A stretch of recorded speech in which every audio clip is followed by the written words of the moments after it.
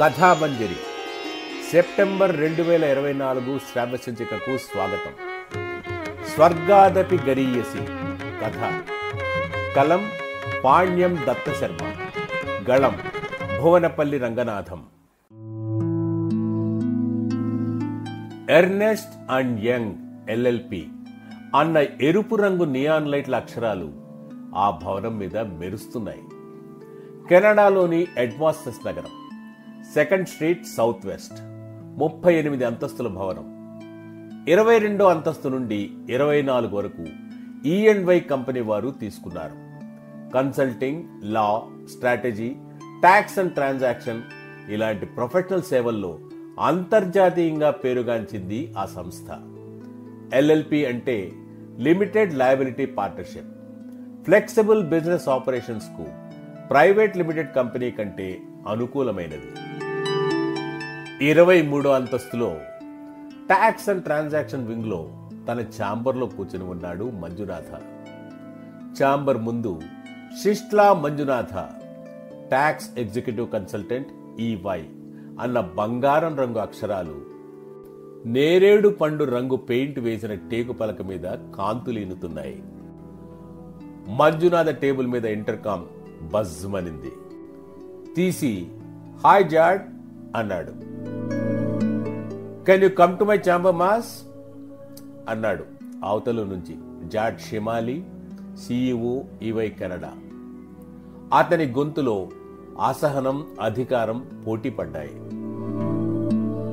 Coming జాడ్ అని receiver పెట్టేసి తన ఎగ్జిక్యూటివ్ చైర్ నుంచి లేచాడు మంజునాథ. తన PA సెలీనాకు తాను బాస్ దగ్గరికి వెళ్తున్నానని, తనకేమైనా కాల్స్ వస్తే రిసీవ్ చేసుకుని రికార్డ్ చేయమని చెప్పాడు. గుడ్ న్యూస్ జాడ్ అన్నాడు తలుపు తీసుకుని లోపలికి వెళ్లి. జాడ్ షిమాలి మళ్లీ విష్ చేయలేదు. మంజునాథకు సీట్ ఆఫర్ చేయలేదు. మిస్టర్ ఆండర్సన్ వాళ్ళ ఫర్మ్ కు సంబంధించిన టాక్సేషన్ స్టేట్మెంట్ ఇంకా వాళ్లకు మెయిల్ చేయలేదు ఎందుకు? You know, he's a kiss to those who are at the helm of affairs in the Canadian government అన్నాడు CEO కోపంగా.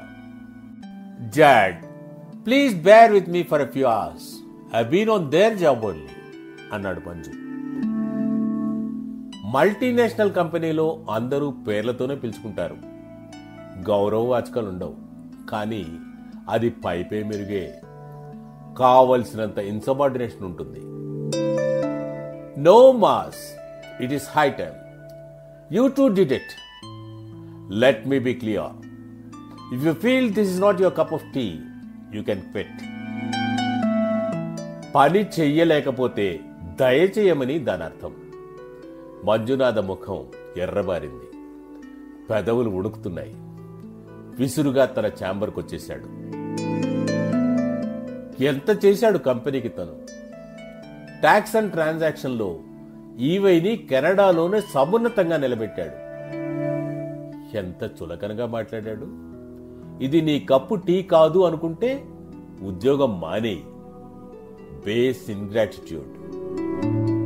సడన్ గా అతనికి గుర్తొచ్చింది EY డౌన్ సైజింగ్ గురించి ఆలోచిస్తున్నదని. అంటే సిబ్బందిని తగ్గించడం. ఆ ప్రక్రియలో ముందుగా హై ప్రొఫైలర్స్ మీదే వెయిట్ పడుతుంది. ఎందుకంటే హైపెయిడ్ కదా. మంజునాథ హిందూపురంలో ఇంటర్ చేసి CA ఎంట్రన్స్ రాశాడు. దాంట్లో సెలెక్ట్ అయి బెంగుళూరులో నంజుండప్ప అసోసియేట్స్ దగ్గర ఆర్టికల్షిప్ CA ఇంటర్న్షిప్ చేసి 2 పార్టులు 5 ఏళ్లలో పూర్తి చేశాడు. అనంతపురంలో చార్టెడ్ అకౌంటెంట్ గా ప్రాక్టీస్ చేస్తుండగా కెనడాలో ఈ అవకాశం వచ్చింది. కెనడాలో 8 ఏళ్లుగా పనిచేస్తున్నాడు. తీవ్రమైన పని ఒత్తిడి. కారులో కూడా ల్యాప్టాప్ లో పని చేసుకుంటాడు. Well paid but ill treated.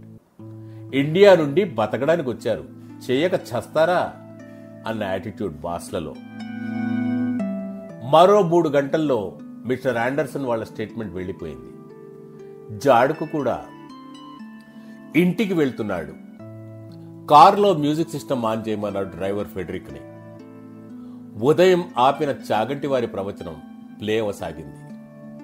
ఎన్ని దేశాలు తిరిగినా, ఎంత సంపాదించినా పుట్టిన గడ్డను మించింది లేదు.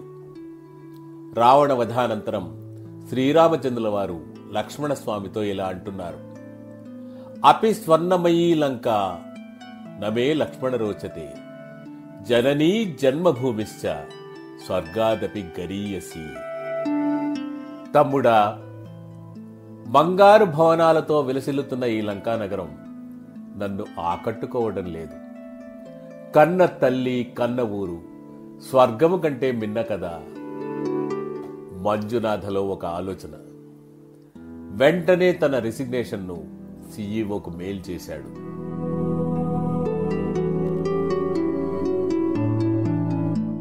మంజునాథ భార్య త్రిపుర. ఆమె గృహిణి. వారికి ఒకే కూతురు. టొరంటో విశ్వవిద్యాలయంలో బయోటెక్నాలజీలో పీజీ చేస్తుంది. ఆ అమ్మాయి చదువును డిస్టర్బ్ చేయటం ఇద్దరికీ ఇష్టం లేదు. తర్వాత కెరీర్ను ఎలా ఎక్కడ మలుచుకుంటుందో తన ఇష్టం. తాను కారులో తీసుకున్న నిర్ణయాన్ని భార్యకు చెప్పాడు. ఆమె హ్యాపీగా ఫీల్ అయింది.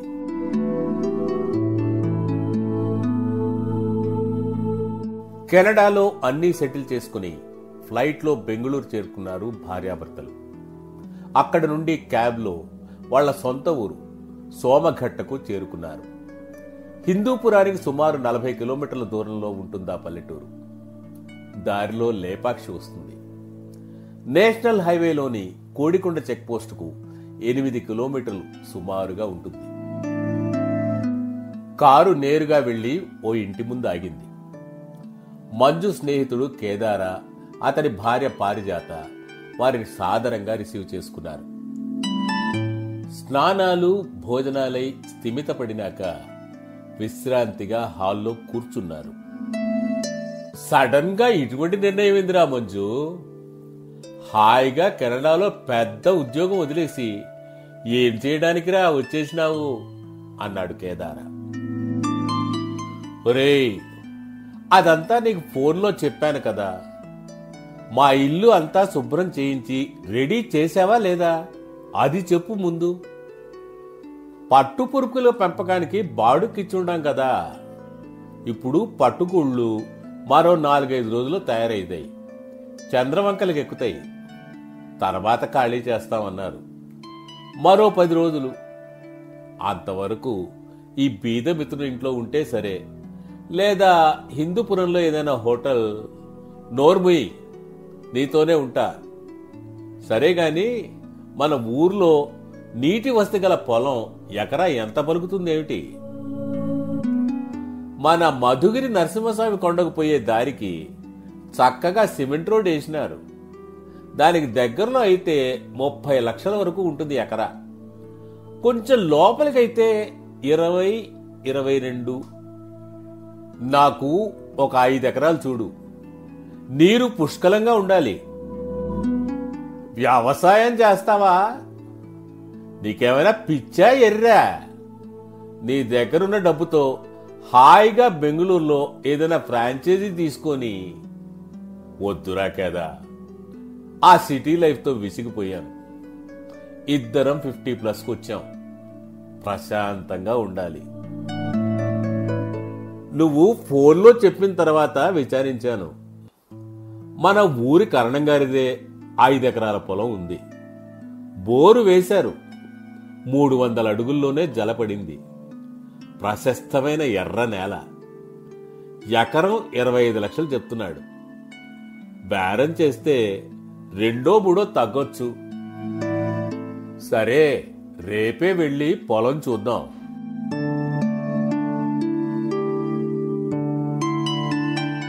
పొలం చదునుగా బాగుంది. 23కి సెటిల్ అయింది. గోరంట్లలో రిజిస్ట్రేషన్ చేసుకున్నారు. సోమఘట్టకు 1.5 కిలోమీటర్ల దూరంలోనే మధుగిరి నరసింహస్వామి వారు కొండపై ఒక గుహలో వెలసి ఉన్నారు. మంజునాథ కుటుంబానికి ఇలవేల్పు ఆయన. స్వామివారి దర్శనం చేసుకుని వచ్చారు. కేదార 15 రోజుల్లో ఇల్లు శుభ్రం చేయించి చిన్న చిన్న రిపేర్లు చేయించాడు. పెయింట్స్ వేయించాడు. మంజునాథ అందులోకి మారాడు. సోమఘట్ట కర్ణాటక బార్డర్ గ్రామం. చల్లగా ఉంటుంది. అనంతపురం జిల్లా కరువు ఛాయలు అంతగా ఉండవు. నీ పొలంలో అల్లనేరేడు మొక్కలు నాటుదాం. ఆ పళ్ళకి బాగా డిమాండ్ ఉంది. డయాబెటీస్ రోగులకు అవి మంచివని తెలిసి ఈ మధ్య సాగు ఎక్కువైంది. 2.5 ఎకరాల్లో నేరేడు తోట పెంచుదాం. మిగతా పొలంలో కూరగాయలు సాగు చేద్దాం. నీకు అన్ని విధాలా తోడుగా ఉండి అన్ని పనులు చేసుకోవడానికి కదిరప్ప అనే అతన్ని మాట్లాడాను. అతనికి మన పొలంలోనే ఒక వసతి ఏర్పరిస్తే సరి. చుట్టూ 5 అడుగుల ఇటుక గోడలు లేపి ఏటవాలుగా రీపర్స్ చేసి వాటి మీద ఆస్బెస్టాస్ రేకులు వేసేస్తే సరి. నీ ఒక యాక్టివా కొనుక్కో పొలానికి వెళ్ళి రావటానికి చెప్పాడు కేదార. అవసరం లేదురా, మన ఇంటి నుంచి గట్టిగా 2 కిలోమీటర్లు కూడా లేదు. హాయిగా నడుస్తా. ప్రత్యేకంగా వాకింగ్ చేయాల్సిన పని ఉండదు.